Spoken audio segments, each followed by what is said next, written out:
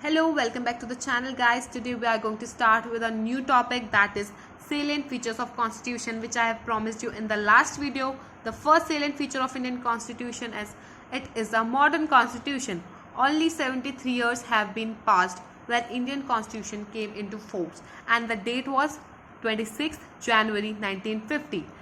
You all should remember this date, and on this day we celebrate Republic Day. The second feature is written constitution. Unlike Britain, which have no written constitution, and India have its own written constitution. The third feature is preamble. Indian constitution have its preamble. In this world, 134 countries have its constitution, but out of it only 84 countries have its own constitution's preamble, and one of which is India. The fourth feature is socialist state. The Indian constitution clearly mentioned that India will be a socialist state and it will not be a capital state. The fifth feature is public trust doctrine. The sixth feature is welfare state. Indian constitution states that India will act as a welfare state. Seventh, India will be a secular state.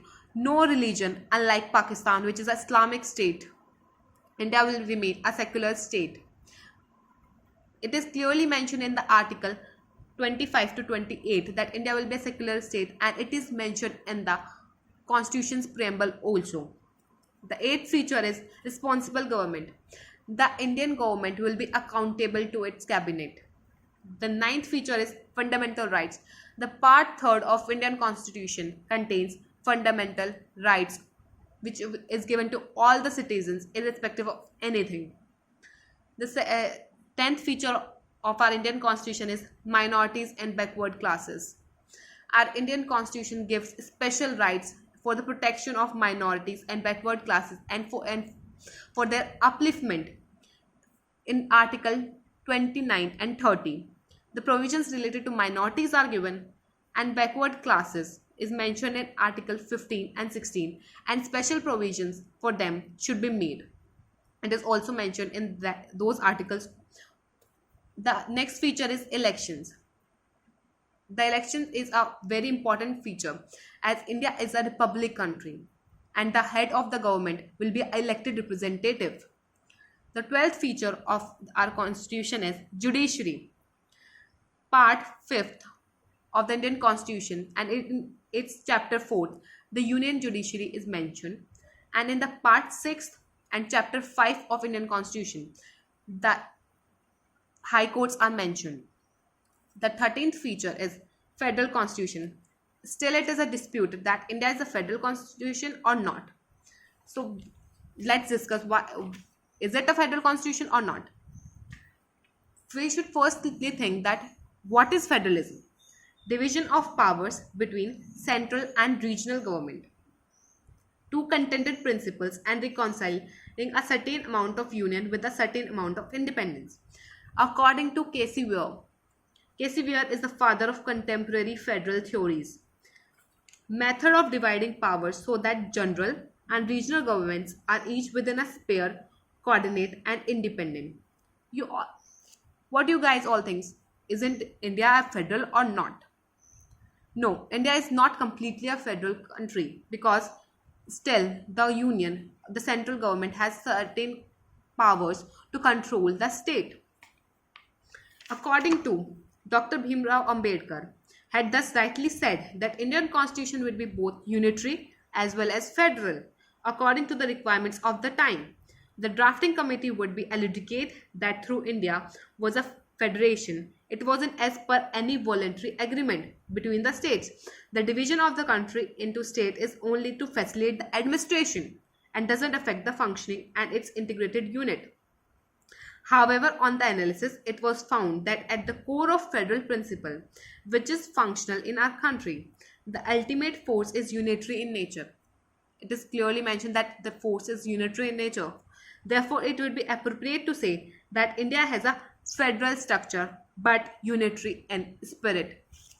Our constitutional makers, they were very afraid to face the partition. They have faced the partition. So they were afraid that if the all the powers are given to the state. The state, after some time, after having dispute, will made themselves as a separate country. So they made this provision that the country will be, the constitution will be federal in nature, but the spirit should be unitary, to unite the whole India, to avoid partition in future. They have said that they made the provisions that after certain conditions, after some certain things, thus the unitary feature will be prevailed. The provisions of the constitution that not support the federal principle, which are union of state, it is clearly mentioned in the article 1 respectively that India will be a union of states. Secondly, the appointment of governors by the president in each and every state. The governor is appointed. The third, single citizenship. India has a single citizenship. You all must have single citizenship. You don't vote for other things. Yeah. And fourth is parliamentary powers to legislate in national interest. According to Article 250, the Parliament has the power to legislate in national interest. Parliament's power to form new state and alter the boundaries of existing state. According to Article 3rd and 4th, the Parliament has the power to make new states and alter the boundaries of new existing states. Appointment of key positions. Unified judiciary. The union judiciary is an example of the unitary feature. Fourth, emergency provisions. It is clearly mentioned when the emergency will be proclaimed in India, all the powers will come into the hand of central, in the hand of the president. And according to Article 256, state emergency can be proclaimed by the president, in which the whole power of the state will come into the hand of the president. And the residuary power. The residuary power, according to Article 249, will be in the hand of the Parliament. Thank you so much, and for more videos like this, please subscribe to the channel, and if you like the video, please hit the like button.